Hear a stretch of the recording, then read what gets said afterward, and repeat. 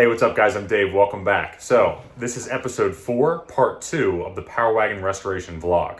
Episode 4 takes us through September and October 2020, which was the 7th and 8th months of restoration of my 58 Dodge Power Wagon. So stick around, you're watching Parts and Restoration. Afternoon Instagram, well it's been a busy day in the shop. I've been working on these bumper halves, trying to get these cleaned up. I removed these shackles that were used for a gantry crane mounted to the bumper. They were mounted on both sides of these, and I was able to cut those off, and there had been a deep depression on both sides of these from where the crane end actually pushed into the bumper. Heating and flattening those, trying to get everything cleaned up. You can see this bumper half is quite flat, whereas this one has a bit of an arch to it. I need to continue flattening that out. That's another day's work. In the meantime, I've also been painting, and after I'd straightened and sandblasted all of these pieces, I got them painted today. These are all support for the winch, other bumper stiffening accessories and items. This here and there are the bumper extensions, and then these mount the bottom bumper halves to the extensions.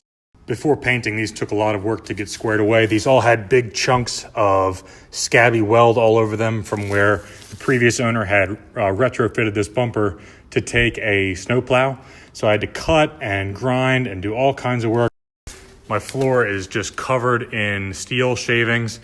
And once these got cleaned up like that and sandblasted, I used some more of that those Eastwood Platinum Rust Encapsulating paints to get them protected from the rust. I love the way this stuff seals in the pits. You can see there is pitting on these, but it really gets into all the nooks and crannies and fills those holes up somewhat. And these are actually going to get painted black in addition to the silver paint that they have on top of them. Done so much sheet metal work with my acetylene torch, getting everything heated and flattened out. I completely drained my acetylene. Back to the gas supply store tomorrow, and then more to come soon. Kind of exciting. I'm going to start digging into some of this this winch assembly. This is the MU2 Braden PTO powered winch, and the drum, a few other accessories that I pulled off that just need going through, cleaning, sandblasting, and this needs to be rebuilt top to bottom. And yeah, that's what's going on. I'm kind of taking a little bit of a break from the guts of this truck, the mechanicals. That actually involves thought. This is much more therapeutic kind of restoration. Just stripping rust, repainting, making stuff look nice again, and I'll be back to the mechanicals in maybe a week or two. What's up guys? Been really putting my back into it this morning with these bumpers. These are the bumper support members and the bumper extensions. Did a little bit more forming to get these just right, and I had to drill out a bunch of material to get these perfectly aligned, as the bumper extensions have been installed on a different frame. So I had to get everything kind of hand fitted. And I think I've been pretty successful getting the edges nice and flat the way that I'm happy with, just by heating and hammering on the anvil with my oxyacetylene torch. As the heat, these have a lot of character. I'm gonna leave them as they are and just paint them and just enjoy that patina. This truck has earned its scars. This thing has lived a hard life. Not going to be a show truck, and I don't want it to be. So there it is. Well, this is what we got. It's been a long day, but she's in there. A little crooked. Gonna figure on that a little bit later on, but I can't touch it right now because it's paint sticky as much as I'd love to. It's taken every fiber in my being to put my hands all over the darn thing. You can still see some of her scars and her character, which is what I wanted. It definitely has earned it. And but it looks good, it looks clean. The lines are straight as I needed them to be, and I spent a ton of time with my oxyacetylene setup getting these top surfaces nice and straight, as well as the bottoms. They still have some imperfections, but it's close enough that I'm happy. And yeah, gotta add some more parts to this. There's a bracket that goes across this top surface here. That kind of ties everything together, and I think that'll make a big difference once that's in place. Thanks for watching today, guys. These are the two bumper halves of the Power Wagon. I brought these with me, and I wound up getting everything fastened together with proper fasteners, as many of you had pointed out. I just had them mocked up yesterday. No lock washers or anything like that, but I painted them with the 2K Aerospray ceramic chassis black, So they'll be nice and tough. And I think they look great. I'm really happy with the way these look. After I recorded that, I wound up dropping the engine back into the frame. I put the radiator in earlier today, and yesterday I actually fabricated a battery tray for this, and the battery tray is installed now. This is cool. This is the MU2 winch. I started work on this yesterday, I guess, and completed the sandblasting of all parts. I had to fabricate this front piece of angle iron bracket that was completely trashed on the original one. This has been completely gone through. Everything's been taken apart, cleaned in the parts washer, and sandblasted and now painted in this rust reducing paint. What is it called? The Eastwood Rust Encapsulator Platinum paint. I'm going to add a little bit more as I go through. Just spent the last hour and a half doing fit out on this. There was some room for improvement between the way these bolts fit into the bolt holes on the original bumpers. So I just kind of one at a time stress relieved those holes by taking a bolt out that was under a lot of stress, drilling, and then it makes sense in my head. If it makes sense for you, cool. This thing does need a few parts. It's missing a bracket that holds the clutch fork in place that operates this piece here, which actually goes in and out of the spool. This will just freewheel or free spool. And then when you engage it, it uses some leverage, but it locks into place in this winch drum. And the PTO drives this. There's a gearbox inside there with a worm gear. Interesting stuff, very interesting. I'm really happy to have it on the truck. Kind of completes a little bit of that look that I've been really hoping to get, and kind of maybe give myself a little bit of motivation when this thing starts to look like a Power Wagon truck again. Huge thanks to Ryan Trudenick for those awesome hooks. They look great on there, dude. Now that the battery tray is in place, like I'd mentioned, I can order those cables for the battery. I can start making proper connections. I've got all the electrical components that I need to get this thing started on its first start right here. Just got to get it wired up and stop being a pussy. I'm terrified to break everything, but I checked everything, timing's good, and I've got the battery there right. I've got everything that I need to get it done right at this point, and I just need to stop making excuses. Well, I couldn't help myself. I need to mock this thing up. It's been kind of a long haul. Been at this pretty much day in, day out since the end of February. And I kind of forgot what this thing looked like. But goddamn, she is amazing. Feels good to have this bumper on. This is kind of just for fun. I just clamped these onto the sheet metal of the Radiator brand. But needed a little pick-me-up, like I mentioned before. Working on the bumper, working on the winch was a pick-me-up. And this is even more. This is just the icing on the cake. This thing's going to be incredible. This is the rear wheel hub of the driver's side of the Power Wagon. And I took this off so I could sandblast. Well, I did it in the parts washer, got it all nice and clean, got all the grease and nasty off of it.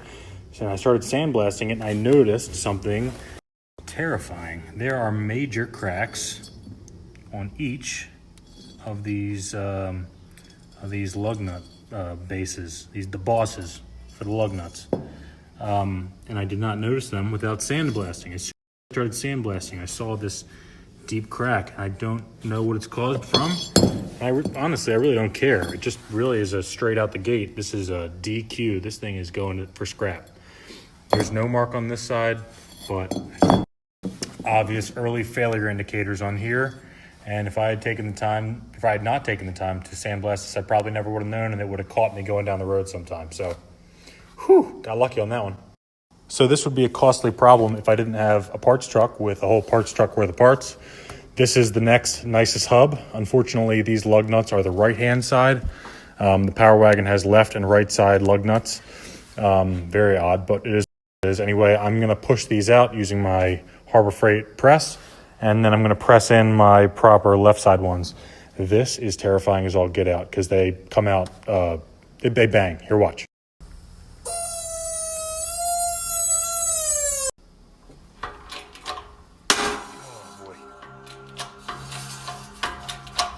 Enough to make you poop a little.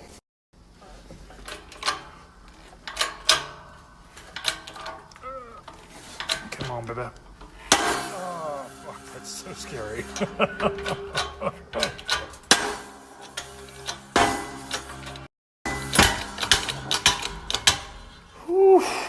Okay, these two guys right here go on either side of the radiator. They are actually a body panel somewhat. They were nasty this morning. I sandblasted these and primed them. They're ready to get put back on the truck.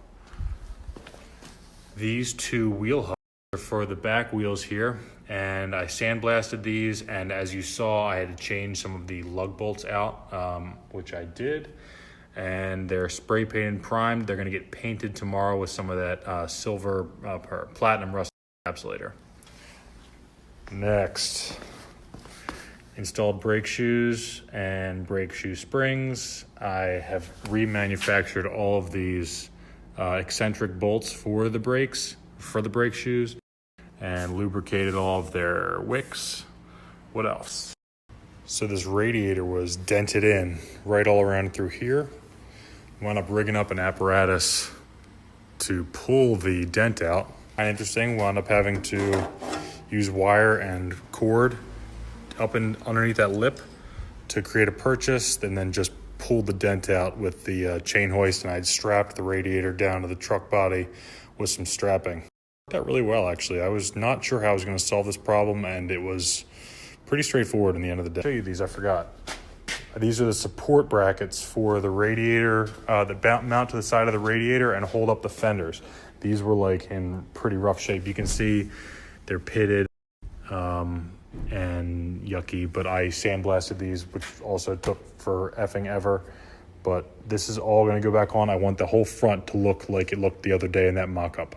Anyway, have a great night, guys. Okay, just finished sandblasting the front grille here. I'm doing a little bit of touch-up work with some grinders like I always used to do. And now next, I'm gonna be doing the radiator hood here. And I'm gonna be using my Eastwood surface conditioning tool to get this all done up real nice. Have a look.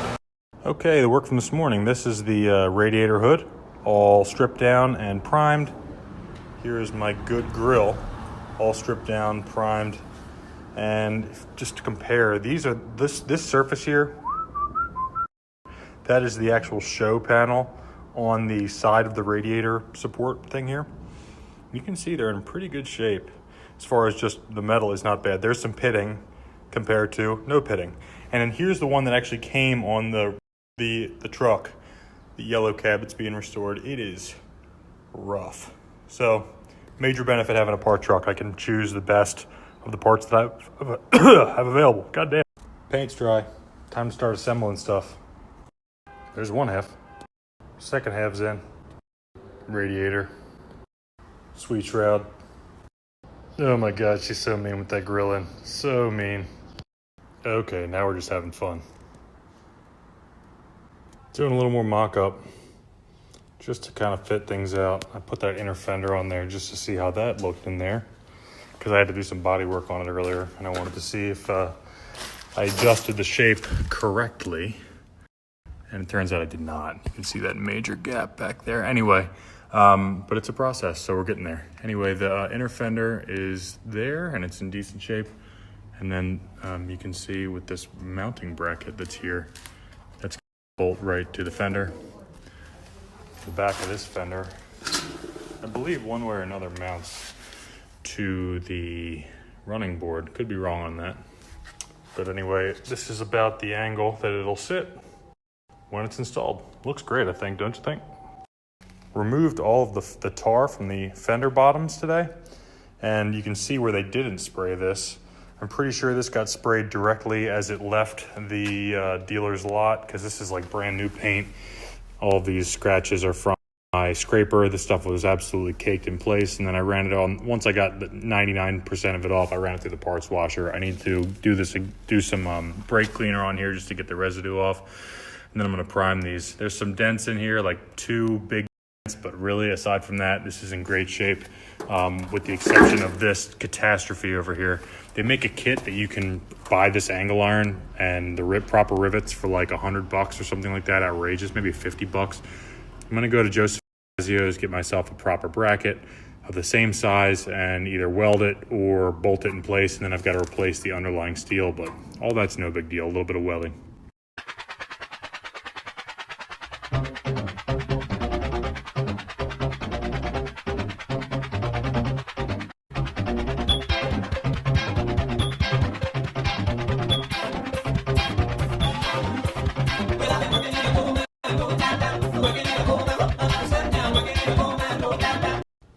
bit of a problem. That is a Harbor Freight screwdriver. I'm not sure how I'm gonna get it out, but it doesn't belong in there, that's for sure. The hook.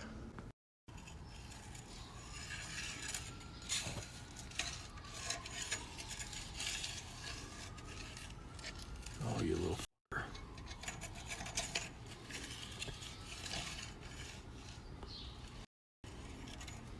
Fishing for screwdrivers today. Oh. Got it. You know, this wouldn't even really have caused me a problem because I haven't installed that rear axle yet. And when I test fit this a few months ago, I test fit that rear axle a few months ago, I couldn't get it in and I wasn't sure why. Story of my life. Well, you can see I got one top bearing in there, all nice and greased up, packed full of grease. Deeper inside there, the hub itself is actually packed full of grease. The centrifugal force of the rotation of the wheel actually throws grease into the races of the bearing. Kind of neat. And then I got a new seal and my retaining ring's back in. Now I gotta flip her over, do the other side. Everything in here is ready to go, all greased up. This bad boy's greased up, ready to stick it in. No, not like that. Well, it took a little bit of doing, but the hub is on. Had to kind of push that front bearing in, push it in. I had to tap it in using a wooden, tapper. Anyway, it's in, and the way this is secured in here is pretty interesting. So the bearing is held in place by a ring like this. It has this little raised nipple on it, and that nipple indexes into one of those holes, which is then keyed into place so that it can't rotate once it can't unthread itself once it's locked in place. So as you're driving down the road, there's really no risk of this thing, your wheel coming off, the entire hub coming off. Very, very simple, elegant solution. I dig it.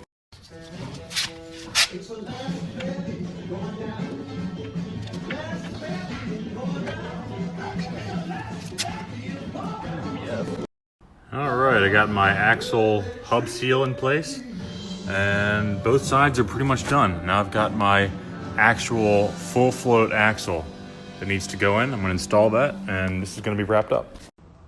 All right, brakes are in on all four wheels now. Made some major progress today with that. Did some cleaning. I was unfortunately not able to install the worn hubs. I'm gonna give them a little bit of TLC tomorrow. They're still pretty rough and I gotta get some bolts for them.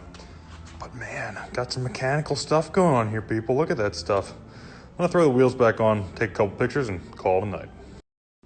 Super chill vibes happening in the shop right now. Setting up to take a cool picture. Really feeling it. Just looks way cooler with fancy, sexy lighting. Oh my God. Literally the first time I've sat down all day, and it's funny, this is like the comfy corner of the shop and my kids come here and hang out. And this is the kind of stuff I find, my valuable tools tucked away in little corners where I can never find when I need them.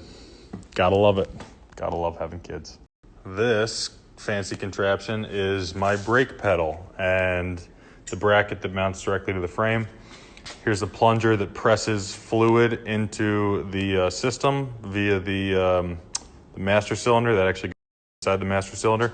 Anyway, what I just did with this thing, I pulled it off the truck and I replaced the pin with a repair kit pin and two new bronze oilite bushings that go on this part. I pressed those bushings in, and as I guess bushings often are, when they're set up properly, they're just barely oversized. So I actually had to ream those out. And I don't have a reamer that's this big, and if I did, it would cost $1 zillion. So I just used this end mill, and I scraped away slow, and got the material off and made it fit. Yeah, I'm proud of making this work because I did price out reamers that were this big, and they were like $130, and I would only use it one time, probably never again. So that's fit in. I feel awesome about that. It took all the slop out of my pedal. The pedal would just like a little bit of weeble wobble. That's all gone. Next, I gotta install this rubber brake pad doohickey. I have no idea how to get it on there. I don't know if I can warm this thing up and make it a little bit more pliable, or if I have to cut it in a couple spots. If anybody's ever put one of these on here, leave me a comment, because I tried putting this on and it just wasn't happening. All right. These pedals, oh my goodness. There is like no play in these anymore. They're just moving like a spring, but they're not actually barely shaking on their mounts. And they were like before. Oh man, we are deep in the bowels of this truck right now. I'm working on the clutch. I have to remove this whole clutch assembly. Do they call this a clutch pack? I don't know. I feel like that's an automotive sounding term. Anyway, I got to pull this whole thing off the flywheel, and I need to install a new pilot bushing, which is deep inside of this metal butthole. Time for the examination. Now that I've exposed the fact that I'm 5, I have to remove that bronze bushing and replace it with a new one. Let's do it. So the whole clutch assembly is back on the truck. Got my alignment tool nice and aligned. I just set the these like the throw out forks or something like that. I can't remember what these are called. Anyway, when the pushes on these things, it throws the clutch off. I set these to 6 thousandths clearance, and which I just made up. It feels like the right number. The way the book is, it's like you want equal pressure on all 3 of these. So 6 thou. As soon as I could pull my piece of feeler stock out, good to go. These are set, and they actually kind of line up pretty close to what they originally were, because they were staked in place. And I think I'm going to restake those back out so that these nuts don't back out. Now I got to put the bell housing back on top. I'm good to go. Oh my goodness, it's been a busy day. Look at this thing. This is an automotive gearbox that identifies as transmission. Did you hear that? That's the sound of people unfollowing. I'm just messing around. 4-speed on the floor, transmission installed. Got the new pilot bushing in, you saw that. There were boot prints all over this end because I was just donkey kicking the thing in. Let's get the fuck in. I had to line it up, and it took a little bit of encouragement. And really just patience. I had to kind of just get it positioned just right before it actually into that pilot bushing. What a pain in the ass. I'm glad it's in. Fold it in. I gotta make a gasket for it another day, fill it with oil, and then the PTO is gonna go right there. This big sheet metal part you see here is the fan shroud. This goes over the radiator and concentrates the effect of the engine's fan on diverting air through running across the engine radiator. Anyway, this bottom edge, anything this bent edge that you see here, it's all brand new. This was the original edge, completely pitted out, just rotten to the core, needed to be replaced. And I think I was able to do a pretty decent job. I used Fitzy's Fabrication on YouTube, his cut and butt method, where you do some spot welds and then you align your edges and then do spot welds all along the edge. You know, the thing isn't perfect. It's not a concourse level part. It's not unmistakable from a new part, but yeah, I kind of used some pitted old steel to match the patina on the part itself. Anyway, I'm glad I got this done. Next, I spent some time today tearing apart my seats. Got all of the old Excelsior and burlap and all the padding and nasty off of these. These definitely are going to need some work. A lot of this thin sheet steel just rotted out. You can see this corner where this part connects to this part here is just rotten out and gone. I may do kind of electrolysis in a big bucket with these. I don't know how I'm going to get all the rust off. I did buy some Evaporust gel for that very purpose, but we'll see what happens with that. And here's all the nasty, stinky mouse pee-pee soaked pieces that used to pad these. I found a local outfit that does seat cover restorations and makes new ones, so I'm looking forward to trying them out here in Philadelphia. If you like that video, take some time to check out my other ones. I have no idea what I'm doing, but I usually figure it out. Thanks for watching.